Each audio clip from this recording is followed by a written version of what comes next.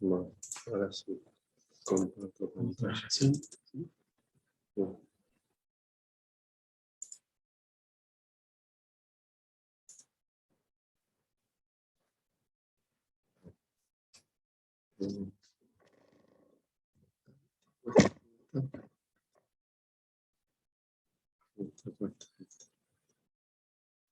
Bueno, buenas tardes, ¿cómo están? Una vez más,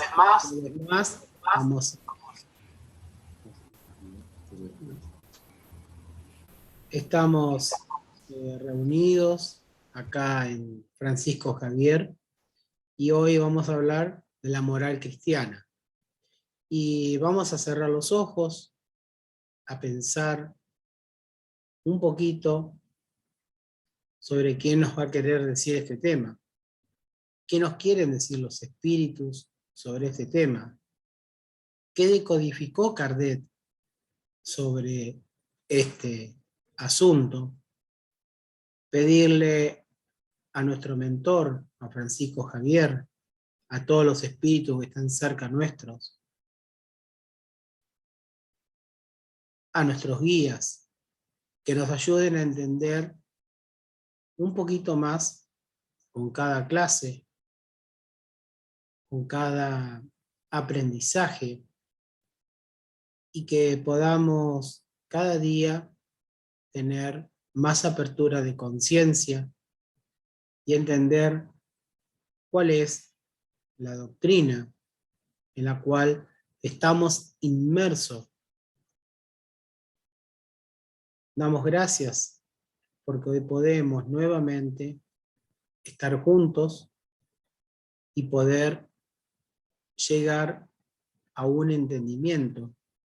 Y si no lo llegamos hoy, por cualquiera de los medios que tengamos, estamos dispuestos a responder en la medida de nuestro conocimiento o de buscarlo si así es necesario. Damos gracias a todos, a los presentes, a los espíritus, a los desencarnados, por esta nueva clase. Bueno, la moral cristiana. Sí. La moral cristiana y la evolución intelecto-moral. Primero vamos a hablar de la evolución intelecto-moral, que sería la introducción, para después hablar de la moral cristiana. Perfecto. El ser evoluciona gradualmente al ser creado, sencillo e ignorante. Está destinado al progreso incesante, hasta alcanzar la felicidad integral. La marcha evolutiva del ser humano se desarrolla a partir de un estado llamado primitivo o estado de naturaleza. El estado de naturaleza es la infancia de la humanidad y el punto de partida de su desarrollo intelectual y moral.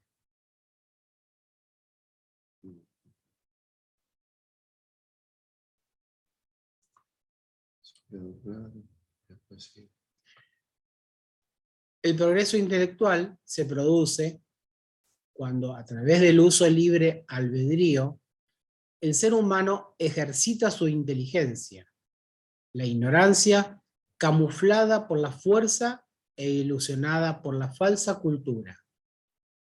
Muchas veces ha crecido pretendiendo crear impedimentos al desarrollo de los seres humanos y de los pueblos.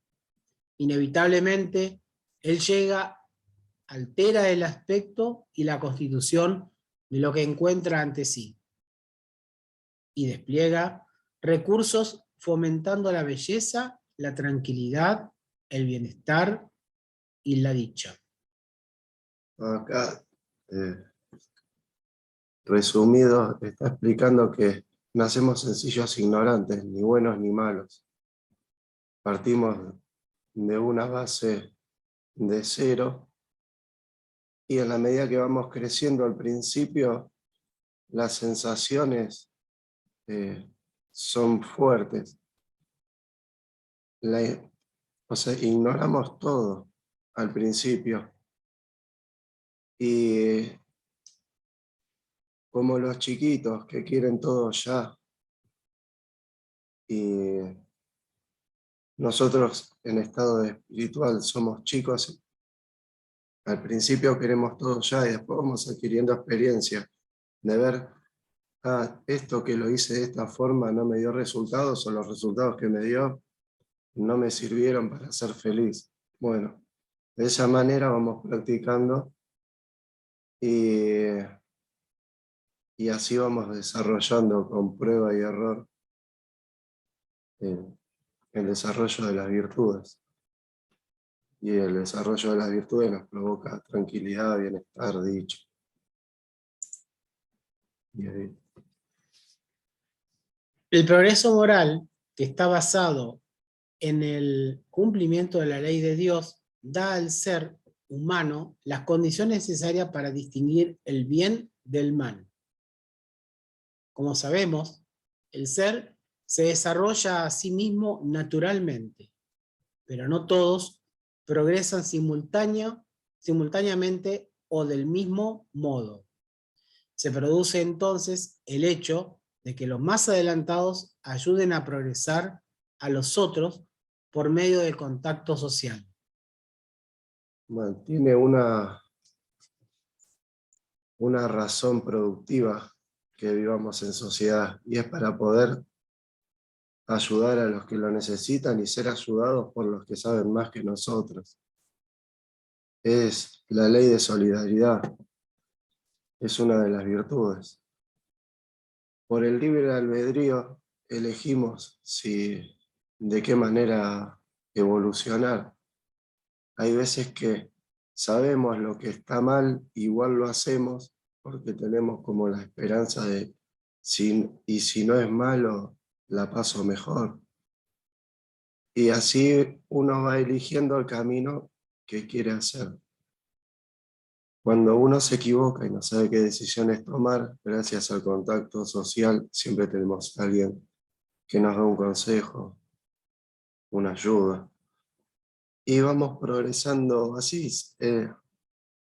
La solidaridad es una virtud que es producto del amor. Nosotros evolucionamos en la medida que vamos desarrollando el amor, y desarrollar la solidaridad es desarrollar el amor. Entonces tiene un fin muy importante el contacto social. En el siglo en el que vivimos, ha habido grandes progresos en las diversas áreas del conocimiento humano, pero la evolución moral está mucho menos desarrollada que la intelectual. Por eso es que prevalece en nuestros días una ciencia sin conciencia, que se vale muchas veces de sus adquisiciones culturales solo para la práctica del mal. Y esto sucede porque el progreso molar no siempre acompaña al progreso intelectual. No, moral, serio. Moral, por eso. Lo escribí. Progreso intelectual. Generalmente los individuos y los pueblos adquieren mayor progreso científico y con él desarrollo del libre albedrío, crece el ser humano la noción de la responsabilidad en el pensar, en el hablar, en el actuar. Bueno, nosotros vamos aprendiendo cosas y ahí desarrollamos la inteligencia. Al principio, por lo mismo que queremos todo ya, decimos, uy, con este conocimiento que tengo puedo hacer estas cosas que me van a dar más bienestar instantáneo. Y es por eso que desarrollamos mucho la inteligencia y a la parte moral la dejamos de lado. También hay otra cosa a nivel historia, que el planeta Tierra estaba habitado por cierta clase de seres que la parte moral la tenían muy desarrollada, pero la científica, la intelectual no. De ahí que nacieron en este planeta seres de otros planetas en donde por su estancamiento ya no cabían en ese planeta más evolucionado, y por la ley de solidaridad, que también se aplica ahí, ellos tenían que reencarnar en un planeta inferior. Pero no reencarnan solamente porque te mereces que vayas a un planeta inferior y nada más. No, todo tiene una finalidad útil. Dios no hace nada, es la inteligencia suprema, tiene todo muy bien encadenado. Los hizo encarnar en este planeta trayendo los conocimientos que tenían del planeta del que ellos venían. Tenían mucha inteligencia, y esa inteligencia la pusieron en práctica y fue un avance para la humanidad, un avance en lo intelectual. En lo moral estaban atrasados, que por algo tuvieron que ir a un planeta inferior. Ahora tenemos que empezar a acompañar, a equiparar la moral con la intelectualidad que se trajo. Pero todo lleva su tiempo. Se insertó una cosa, es la intelectualidad. Ahora hay que empezar a equiparar con lo moral. En estos últimos 50 años hubo un avance muy grande a nivel social. Se están viendo cosas que están mal, se toma conciencia de cosas que antes ni siquiera se podía llegar a pensar que estaba mal. Algo retrógrado es que la mujer tenía que quedarse en la casa fabricando hijos. Y eso era tan natural antes, que cómo una mujer iba a ir a trabajar. Y hoy alguien llega a decir eso y es una locura. Se no cabe en la cabeza de nadie. Ahora vamos progresando en la parte moral. Y todo a su tiempo.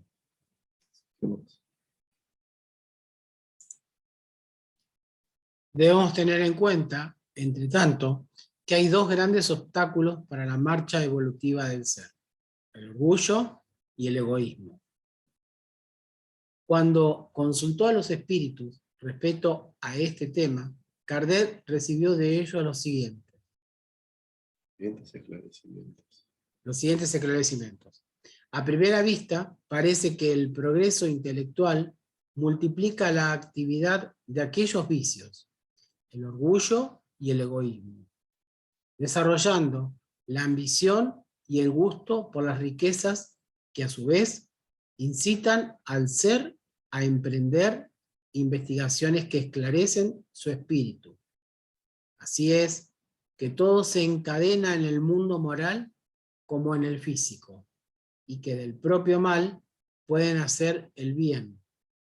Pero es corta la duración de ese estado de cosas, que cambiará en forma proporcional a medida que el ser comprende mejor que más allá del gozo que los bienes terrenos proporcionan, existe una felicidad mayor e infinitamente más duradera. Bueno, más o menos lo que veníamos hablando. La intelectualidad en el estado evolutivo en que estamos, lo que hace es elevar nuestro ego mal llevado, ¿no? Y la verdad es que cuando uno no va por el camino correcto, se pega bastante, se choca bastante, y en la medida que se va chocando se va dando cuenta que no es el camino más adecuado. Y ahí es a donde empieza a investigar el ser humano. Y empieza a encontrar en las virtudes un cambio favorable y a partir de ahí es que empieza a practicarlo. Gracias a vivir en sociedad podemos ver a otros que decidieron practicar la moralidad antes que nosotros, como Gandhi, como Jesús, como muchos otros, y los tomamos como ejemplo. El análisis de las condiciones morales e intelectuales que promueven el progreso del ser nos lleva a la conclusión de que la humanidad evoluciona a través del desarrollo de la inteligencia, del sentido moral y del mejoramiento de las costumbres. Más o menos lo que veníamos hablando. Bueno, y ahora pasamos a la moral cristiana. Jesús fue el mayor revolucionario que surgió en el mundo. Espíritu incomparable en sabiduría y virtudes, fue escogido por el Consejo Supremo para traer a la tierra la ley de la reforma social, para que en el hogar, en la sociedad, en las naciones, puedan imperar los preceptos del amor recíproco, con plena vigencia para la evolución de la humanidad. Sus principios. Pero entonces, ¿cuál es la verdadera doctrina de Cristo? Sus principios esenciales se encuentran claramente enunciados en el Evangelio, en la paternidad universal de Dios y la fraternidad de los seres humanos, con las consecuencias morales que de estas provienen. Es la vida inmortal franqueadas a todos, que permite a cada uno realizar en sí mismo el reino de Dios, es decir, la perfección por medio del desprendimiento de los bienes materiales, del perdón, de las injurias y del amor al prójimo. En una palabra, para Jesús, toda la religión, toda la filosofía consiste en el amor. Amad a vuestros enemigos, haced el bien a los que os odian y orad por los que os persiguen y calumnian. Está saturada de una tierna solicitud hacia los débiles y los desheredados. Es la glorificación, la exaltación de la pobreza y de la simplicidad. Los bienes materiales nos transforman en esclavos, encadenan al hombre a la tierra. La riqueza es un estorbo, impide el vuelo del alma y la retiene lejos del reino de Dios. La renuncia, la humildad, desatan esos lazos y facilitan la ascensión hacia la luz. Acá quiero hacer una aclaración de que no es que tenemos que ser pobres y que nos falte hasta el alimento. Acá lo que quiere decir que cuando los bienes materiales nos transforman en esclavos, es cuando estamos atrás del dinero todo el tiempo, sin darle ningún espacio al estudio moral, que es tan importante como la subsistencia del cuerpo material. Dios siempre nos provee de lo necesario para poder subsistir. Uno después quiere una mejora en el estatus y eso está bárbaro, pero siempre hay que tratar de ir en un término medio, en estar bien económicamente, pero también dejar lugar a la moralidad, porque somos espíritus y vamos a evolucionar en la medida que desarrollemos las virtudes. Y si no le dedicamos tiempo a lo moral, nos vamos a quedar estancados en eso. No vamos a retroceder, pero nos vamos a estancar.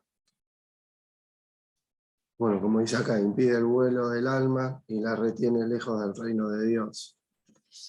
Nosotros en estado de espíritu, cuando no estamos encarnados, podemos ver bien claro qué es lo que necesitamos para ser felices. Después, cuando encarnamos, viviendo en 3D, materializados, y se hace difícil. Pero uno tiene que tener en cuenta, ser consciente de que le tiene que dedicar tiempo a la parte moral.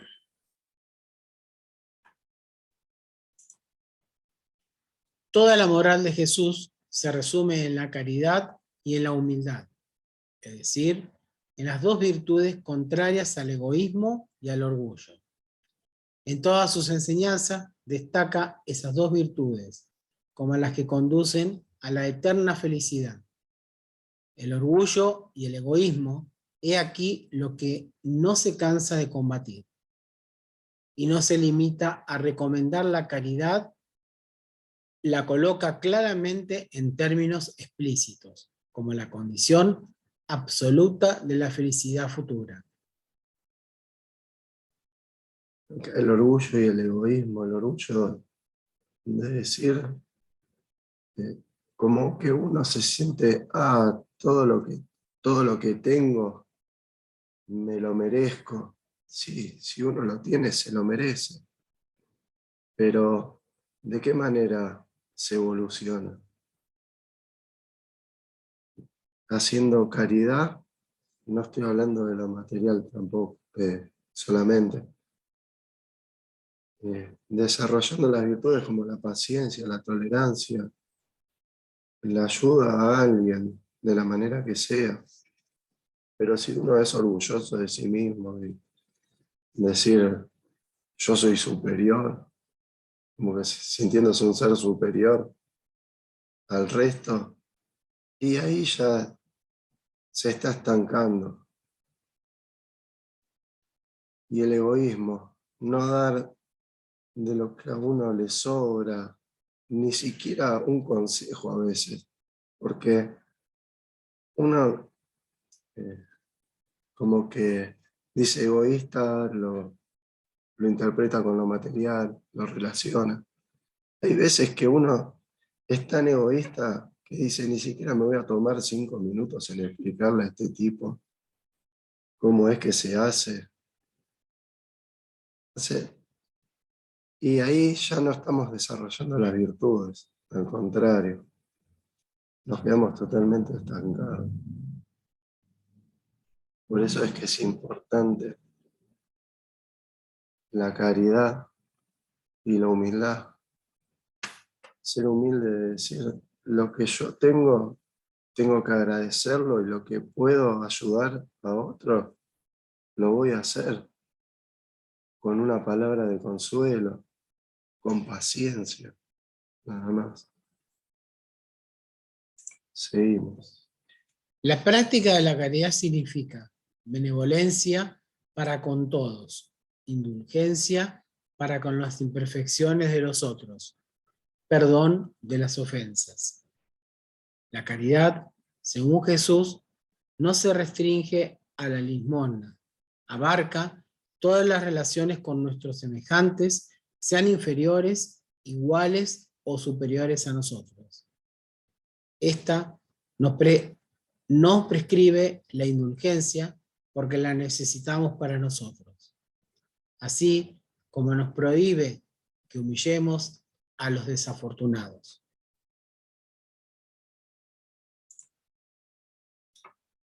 Aunque por un lado, la doctrina cristiana es clara y simple, en sus principios esenciales manifiesta las señales de la enseñanza oculta.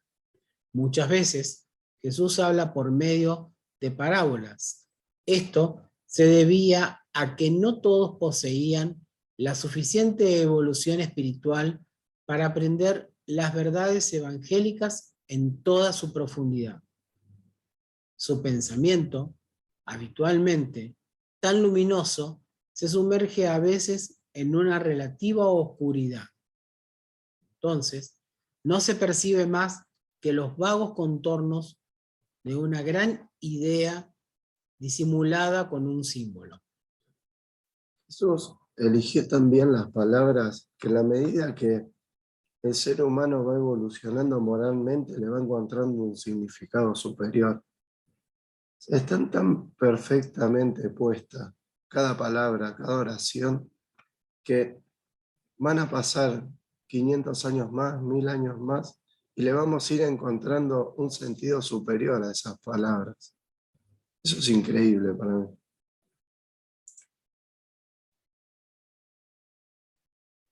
Yo os hablo por parábolas, porque a vosotros os está dado conocer los misterios del reino de los cielos. Pero a ellos, refiriéndose al pueblo en general, no le es concedido.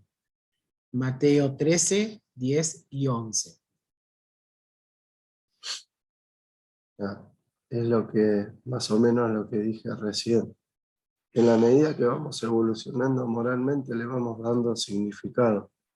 Jesús,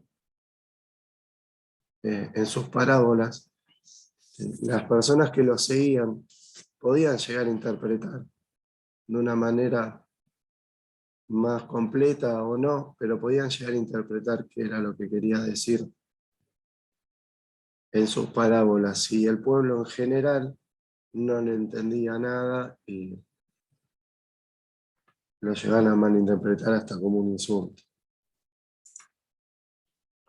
Pero bajo el vuelo de las parábolas y las ficciones ocultaba concepciones profundas. Debemos comprender también que Jesús, como sabio educador, estaba acostumbrado a recurrir con frecuencia a las parábolas, a fin de interesar más e impresionar a sus oyentes. Ese proceso es inminentemente práctico y pedagógico, pues suple las deficiencias intelectuales del educando siempre que se tratan asuntos trascendentes. Bueno, como siempre, cuando explicamos con un ejemplo, se entiende mucho mejor. Y ahí también las parábolas de Jesús. Finalmente, debemos considerar como conclusión de esta síntesis que el Sermón de la Montaña resume en trazos indelebles la enseñanza popular de Jesús. En él está expresada la ley moral en una forma que jamás fue igualada. Los seres humanos aprenden en él que no existen medios más seguros de elevación que las virtudes humildes y discretas. Y acá está el Sermón de la Montaña. Bienaventurados los pobres de espíritu, es decir, los espíritus simples y rectos, porque de ellos es el reino de los cielos. Bienaventurados los que lloran, porque serán consolados. Bienaventurados los que tienen hambre y sed de justicia, porque serán saciados.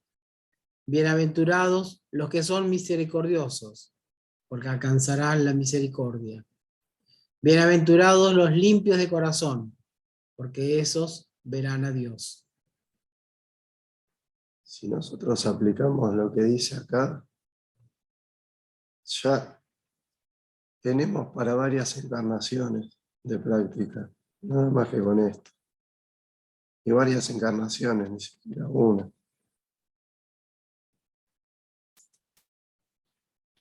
En el Sermón de la Montaña, Jesús compuso con la simplicidad de la sabiduría auténtica y con la profundidad de la verdad revelada, una síntesis de las leyes morales que rige la evolución humana. Gandhi, el inolvidable líder hindú, decía que el Sermón de la Montaña es la página más bella de la humanidad. Por sí solo preservaría el patrimonio espiritual humano, aunque se perdieran los libros sagrados de todas las religiones. Y ese es el fin. Natalia, ¿querés hacer alguna pregunta? No, estoy escuchando y está todo claro. No, claro. Sí. Y sí, Jesús para mí es un pedagogo, creo que el mejor de la historia. Y va a pasar mucho tiempo para que vuelva a haber alguien como él. Pasa que lo que él explicó lo concatenó de una forma tan perfecta que hay material de estudio y práctica para muchos milenios.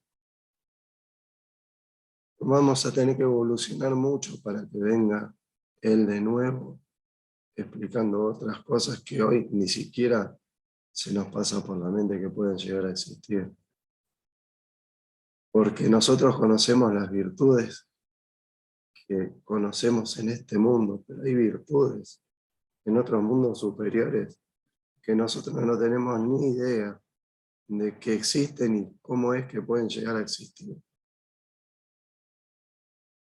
Y hasta que no llegue ese punto, no es necesario que él vuelva o alguien superior a él, superior como él, mejor dicho. Y bueno, este es el fin. Y hacemos una pequeña oración, dándole gracias a los buenos espíritus que nos ayudaron a llegar hasta acá. Yo particularmente les doy mucho las gracias. Hoy fue un día difícil y lo pudimos lograr en la reunión de hoy. Le damos gracias a los guías de la casa, a los fundadores que siempre están. Y les pedimos la asistencia para poder tener lucidez en el momento de recapacitación de las enseñanzas del día de hoy y las que vayamos leyendo en días posteriores. Gracias. Gracias. Bueno, ahora dejo de compartir.